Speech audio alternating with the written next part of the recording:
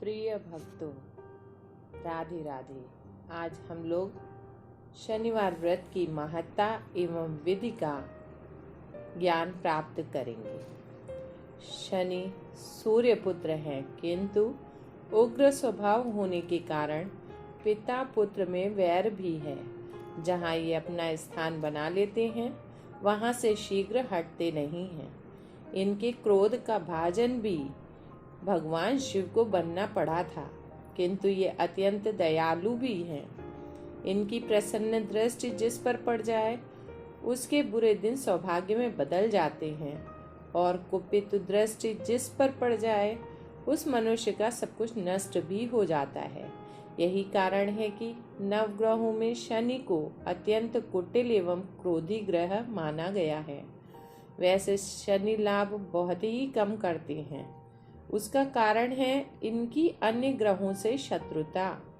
व्यक्ति यदि शनि तथा उनके मित्र ग्रहों से प्रभावित हो, तो शनि प्रसन्न होकर उसके भाग्य में 4 चांद लगा देते हैं। यदि शनि के सहायक ग्रह उनके शत्रु हैं, तो शनि उनके भाग्य को पलटने में देर नहीं लगाते।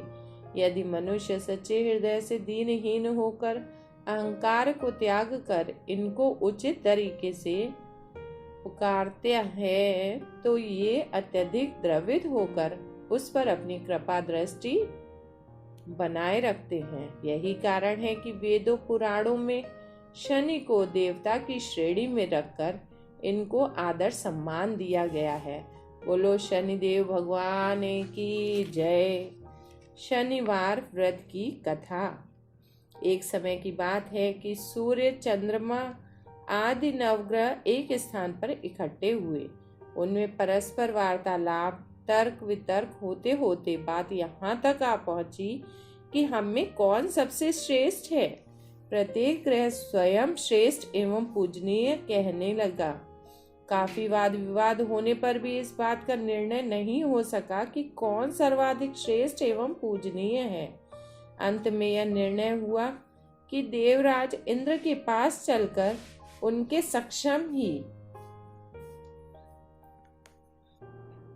समक्ष ही इस प्रश्न के समाधान का उपाय किया जाए। इस प्रकार सभी ग्रह इंद्र के पास पहुंचे और अपनी समस्या उनके समक्ष रखते हुए इसके समाधान करने की प्रार्थना की। ग्रहों की बातें सुन इंद्र असमंजस में पड़ गए कि किससे वह श्रेष्ठ बताएं, किसकी श्रद्धा के पात्र बने और किसकी मानहानि कर उसके कोप का भाजन बने।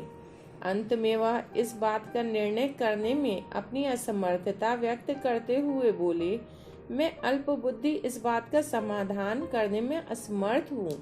मैं अपनी दृष्टि में सबको श्रेष्ठ समझता हूँ और सबका आदर सम्मान करता हूँ।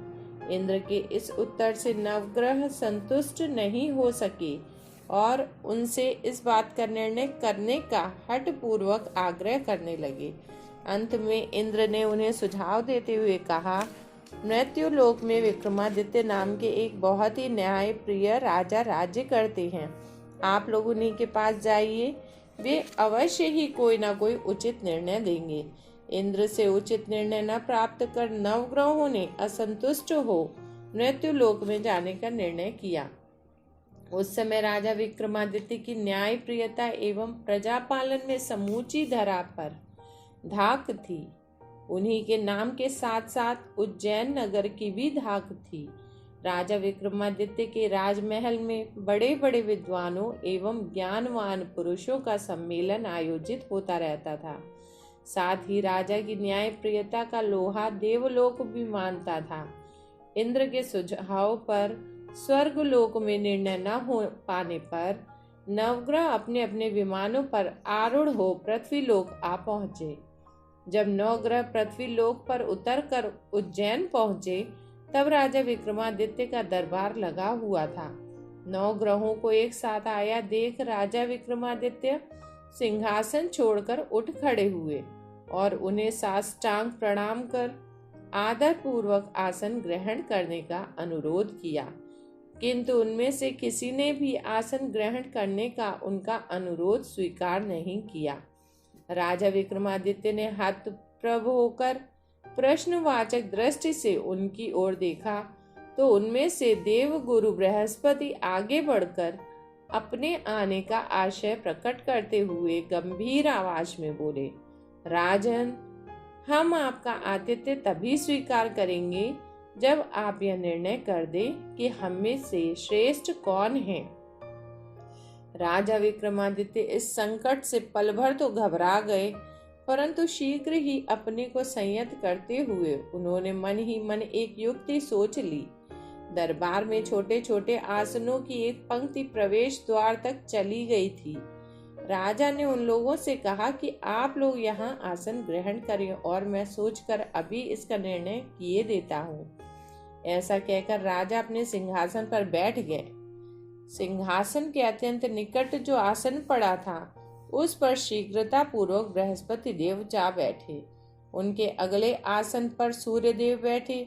सूर्य देव के निकट चंद्रमा और इसी क्रम में मंगल, बुध, राहु, केतु इत्यादि ने भी अपना अपना आसन ग्रहण कर लिया।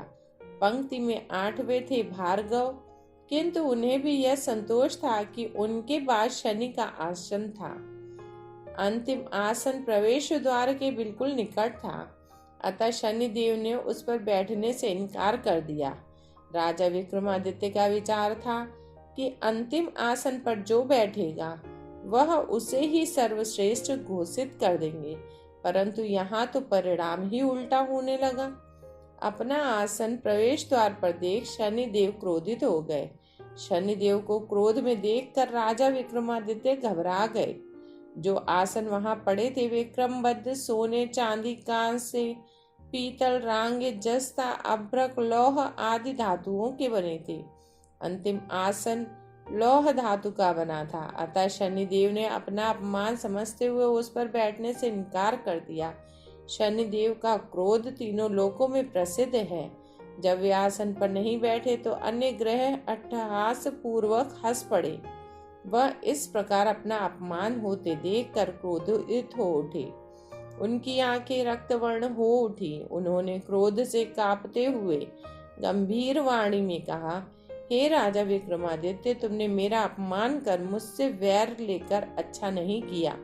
तुम्हें यह ज्ञात होना चाहिए कि सूर्य एक राशि पर 1 माह, चंद्रमा मात्र 2.25 दिन, मंगल 1.5 माह, बृहस्पति 13 माह, बुध और शुक्र 1 माह, राहु और केतु उल्टे चलकर 18 माह तक एक राशि पर रह सकते हैं, किंतु मैं एक ही राशि पर 30 माह तक रह सकता हूँ।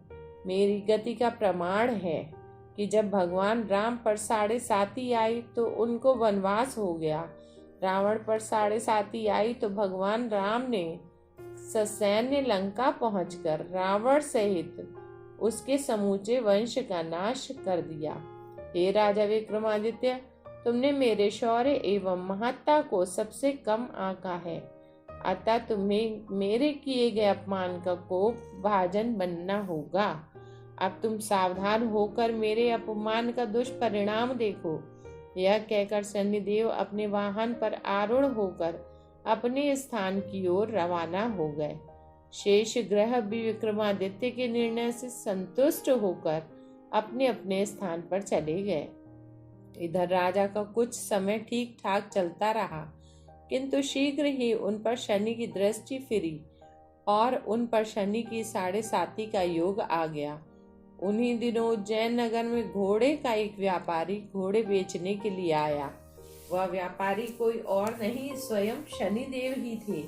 सुंदर और उत्तम राशि के घोड़े देखकर राजा का मन लालच से भर गया। राजा ने घोड़ों को खरीदने का आदेश दिया। उन्हीं घोड़ों में से एक घोड़ा अत्यंत उच्च कोटि का था। उसका नाम भंवर था।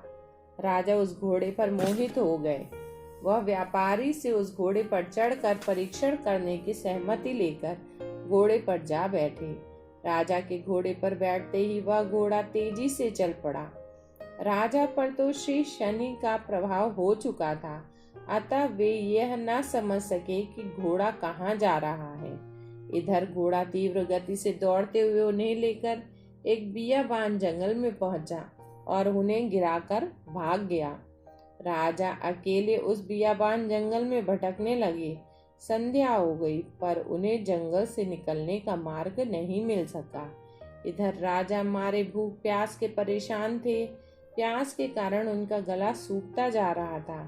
अंत में राजा सहायता के लिए जंगल में जोर जोर से पुकारने लगे। उसी समय जंगल की पगडंडी से एक ग्वाला जा रहा था। वह राजा की आर्त पुकार को सुनकर वहां रुक गया। राजा उस ग्वाले के पास गए और उसे स्वयं के घोड़े से गिरने से लेकर जंगल में मार्ग भटकने तथा भूख प्यास से तड़पने तक की कथा कह सुनाई। ग्वाले ने राजा की व्यथा जानकर उन्हें निकट ही बहती हुई नदी में ले जाकर पानी पिला दिया।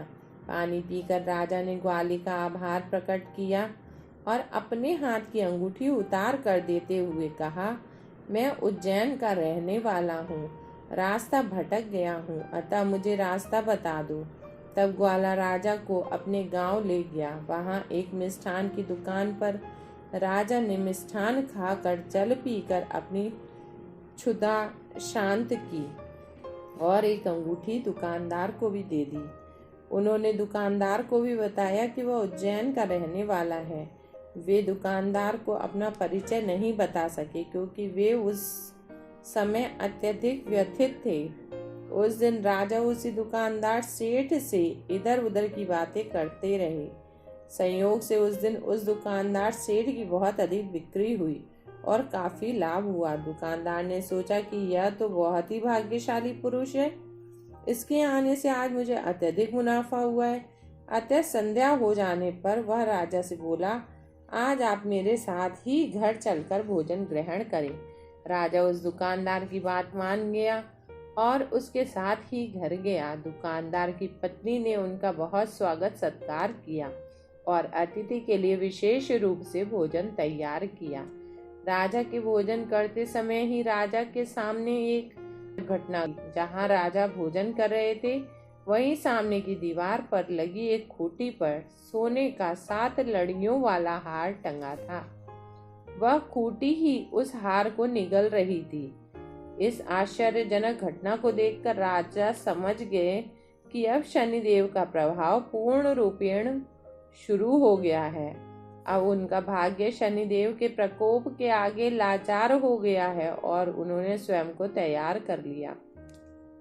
इधर दूसरे दिन सेठ का हार न मिलने पर उसकी चोरी का अभियोग राजा पर लगा। राजा ने हार के विषय में अपनी अनभिज्ञता जाहिर की। तब यह बात वहां के राजा के पास पहुंची। वहां के राजा ने इनसे पूछा, तुम वहां अकेले ही थे, दूसरा और कोई नहीं था, अतः हार कहाँ है? सच सच बताओ। राजा विक्रमादित्य ने हार के विषय में पूर्ण अनभिज्ञता जाहिर की। जब हार का कोई निर्णय नहीं हुआ तो वहां के राजा ने निर्णय दिया कि जब यह हार का पता नहीं बतलाता तो इसके हाथ पैर काटकर इसे अपंग कर दिया जाएगा। राजा आज्ञा का तत्काल पालन किया गया और राजा विक्रमादित्य के हाथ पैर काट दिए गए। अब राजा अपंग, बेबस एवं लाचार हो गए। राजा की अपंगता एवं बेबसी पर दयार्द होकर वहीं का एक तेली राजा को अपने घर ले गया। तेली ने उन्हें तेल पेरने के कोलू पर बैठा दिया। अपंग होने के कारण वह कर ही क्या सकते थे। वह कोलू पर बैठे बैठे बैल हाँकते रहते। इसके बदले वह तेली उन्हें भोजन और वस्त्र देता रहा। इस प्रकार तेली के यहाँ समय व्यतीत करते करते बहुत दिन बीत गए। राजा पर से शनिदेव का समय भी समाप्त हो गया। वर्षा काल का समय था। राजा कोलू हाँकते हाँकते रात्रि काल में मल्हार राग पर आधारित कोई गीत गाने लगे। जहाँ तेली का घर था वहीं राजा का महल भी था और उस महल के एक कमरे की खिड़की तेली के घर की ओर खुलती थी। वह जिस कमरे की खिड़की थी उसी में राजकुमारी रहती थी। रात्रि के समय मल्हार राग सुनकर राजकुमारी विमोहित हो गई। ऐसा दिव्य संगीत उसने पहले कभी नहीं सुना था। दूसरे दिन उसने अपनी दासी को आदेश दिया कि वह पता करे कि यह मल्हार राग गाने वाला व्यक्ति कौन है। दासी पता करते करते तेली के घर पहुंची तो देखा कि एक अपंग व्यक्ति राग मल्हार आलाप रहा है और कोल्हू हाँक रहा है। दासी ने लौटकर राजकुमारी को सब वृत्तांत सुना दिया। राजकुमारी राजा द्वारा गाए गए मल्हार पर इतना विमुख हो चुकी थी कि उसने मन ही मन उस अपंग व्यक्ति के साथ विवाह करने का निर्णय कर लिया। अपने मन में इस प्रकार की धारणा बनाकर राजकुमारी ने दूसरे दिन अन्न जल का त्याग कर दिया। जब यह बात राजकुमारी की माता को पता चली कि राजकुमारी ने अन्न जल त्याग दिया है तो वे बहुत चिंतित हो उठी और इसका कारण जानने के लिए राजकुमारी के पास पहुंची। राजकुमारी अपने मन की बात माता से बताकर बोली, माँ, मैं उसी अपंग व्यक्ति से शादी करूंगी। रानी बेटी की बातें सुनकर आश्चर्य में पड़ गई। उन्होंने राजकुमारी को बहुत समझाया बुझाया, परंतु राजकुमारी ने हठपूर्वक कहा कि यदि शादी करूंगी तो उसी से, अन्यथा अन्न जल त्याग कर प्राण दे दूंगी। अंत में विवश होकर रानी ने पुत्री के हठ के विषय में राजा को बताया। चूंकि राजकुमारी राजा की इकलौती संतान थी, अतः राजा ने भी पुत्री को अनेक प्रकार से समझाया। राजा बोले, बेटी, यदि तुम्हारी शादी की ही इच्छा है तो मैं आज ही राजपुरोहित जी से तुम्हारे इच्छित वर की तलाश में भेजता हूँ। किंतु राजकुमारी ने उसी अपंग से शादी करने की प्रतिज्ञा कर ली थी। यह सुन राजा ने क्रोधित होकर कहा, यदि तुम्हारे भाग्य में अपंग पति ही लिखा है तो मैं क्या कर सकता हूँ। जैसी तुम्हारी इच्छा हो वैसा ही करो। यह कहकर राजा ने तेली को बुलाया और कहा, तुम्हारे घर जो अपंग कोल्हू हाँकने वाला व्यक्ति है उससे मेरी पुत्री शादी करना चाहती है। यह सुन तेली आश्चर्यचकित होकर भयभीत स्वर में बोला, महाराज, ये कैसे हो सकता है? कहाँ राजकुमारी और कहाँ मैं एक नीच तेली? राजा ने कहा, भाग्य के लिखे को कोई नहीं मिटा सकता। तुम जाकर अपने घर विवाह की तैयारी करो। तेली अपने घर आकर विवाह की तैयारी करने लगा। राजा ने भी विवाह की सारी तैयारी कर राजकुमारी का विवाह तेली के घर दास बने राजा विक्रमादित्य से कर दिया। रात को जब अपंग हुए राजा विक्रमादित्य महल में राजकुमारी के साथ सोए तो आधी रात के समय शनिदेव ने विक्रमादित्य को स्वप्न में दर्शन दिए और कहा, राजा विक्रमादित्य, तुमने मुझे छोटा बताकर कितने कष्ट भोगे। महाराज ने शनिदेव की बहुत अनुनय विनय कर उनसे क्षमा मांगी। शनिदेव राजा पर प्रसन्न हो गए और उनके ऊपर से अपना प्रभाव हटा लिया। उन्होंने उनके हाथ पांव पुनः दे दिए। राजा शनिदेव से विनती करते हुए बोले, हे शनिदेव, मेरी आपसे यही विनती है कि आपने जैसा दुख मुझे दिया है वैसा और किसी को मत देना। शनिदेव ने कहा, हे राजन, मुझे तुम्हारी यह प्रार्थना स्वीकार है। जो व्यक्ति मेरी कथा श्रद्धा भक्ति पूर्वक सुनेगा या करेगा, मेरा व्रत रखेगा, उसे मेरी ग्रह दशा में किसी प्रकार का कष्ट नहीं होगा। जो निरंतर मेरा ध्यान करेगा, चींटियों को आटा डालेगा, काले वस्त्र धारण कर प्रति शनिवार को पीपल में जलदान करेगा, उसे कभी कोई कष्ट नहीं होगा और उसके सभी मनोरथ पूर्ण होंगे। इस प्रकार आश्वस्त करके शनिदेव अपने धाम को चले गए। राजा ने जब राजकुमारी की आंखें खुली तो वह अपंग के हाथ पांव सही सलामत देखकर आश्चर्य में पड़ गई। उसको इस प्रकार विस्मित देखकर राजा विक्रमादित्य ने अपने ऊपर बीती सारी घटना बतलाई। सुनकर राजकुमारी के हर्ष का पारावार नहीं रहा।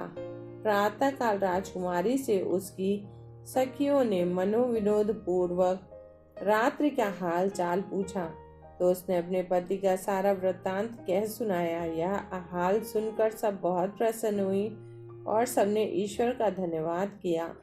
पूरे महल में हर्ष का वातावरण व्याप्त हो गया। राजा और रानी भी बहुत प्रसन्न हुए। उन्होंने राजा विक्रमादित्य के स्वागत अभिनंदन में अनेक आयोजन किए। जब उस सेठ को पता चला कि उसने हार की चोरी का अभियोग जिस पर लगाया था वह कोई और नहीं बल्कि स्वयं राजा विक्रमादित्य हैं, तो उसे बहुत अफसोस हुआ। वह उनके पैरों में गिरकर क्षमा मांगने लगा।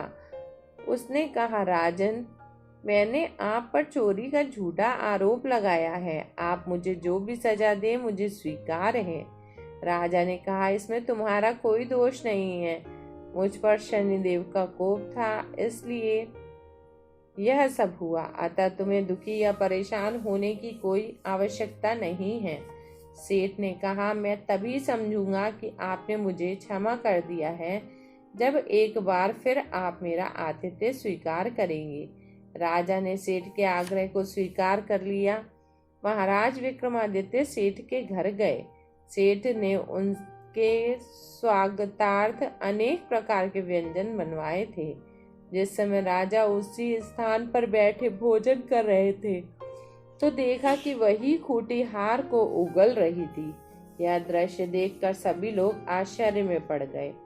जब भोजन समाप्त हुआ तो सेठ ने राजा को बहुत सी स्वर्ण मोहरों के साथ अपनी कन्या का हाथ राजा को पकड़ाते हुए अनुरोध किया कि महाराज, मेरी यह तुच्छ भेंट स्वीकार करें।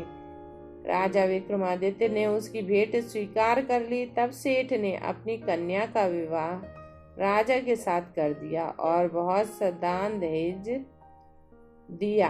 कुछ दिन तक इस राज्य में निवास करने के पश्चात राजा विक्रमादित्य ने अपने ससुर राजा से उज्जैन जाने की इच्छा व्यक्त की। राजा ने सोचते हुए उनके जाने की अनुमति व व्यवस्था कर दी। इस प्रकार कुछ दिन बाद राजा विक्रमादित्य ने अपनी दोनों पत्नियों राजकुमारी एवं सेठ कन्या को विदा कराकर दोनों ससुरालों से अनेक दास दासियां, रथ, पालकियां आदि दहेज लेकर उज्जैन के लिए प्रस्थान किया। जब वे अपनी राजधानी के निकट पहुंचे और पुरवासियों ने राजा विक्रमादित्य के वापस आने का समाचार राजमहल एवं रनिवास तक पहुंचा तो पूरे राजमहल में हर्ष का वातावरण छा गया। उज्जैन की समस्त प्रजा ने राजा एवं नवपरिणीता रानियों को आदर पूर्वक राजमहल में पहुंचाया। राजा प्रसन्नता पूर्वक अपने राजमहल में पधारे। सारे नगर में उत्सव मनाया गया। रात्रि में दीपमालिका उत्सव मनाया गया। दूसरे दिन ही राजा ने दरबार में बैठकर यह घोषणा करवाई कि शनिदेव ही सभी ग्रहों में सर्वोपरि हैं। इस प्रकार राजा विक्रमादित्य के संपूर्ण राज्य में शेष शनि पूजन और कथा श्रवण होने लगा। राजा प्रजा सब सुखी हो गए। सर्वत्र आरोग्य एवं शांति छा गई। इस प्रकार जो भी कोई शनिदेव की कथा पढ़ता या सुनता है, शनिदेव की कृपा से उसके सारे दुख दूर हो जाते हैं। इस तरह व्रत के दिन शनिदेव की कथा अवश्य सुननी चाहिए।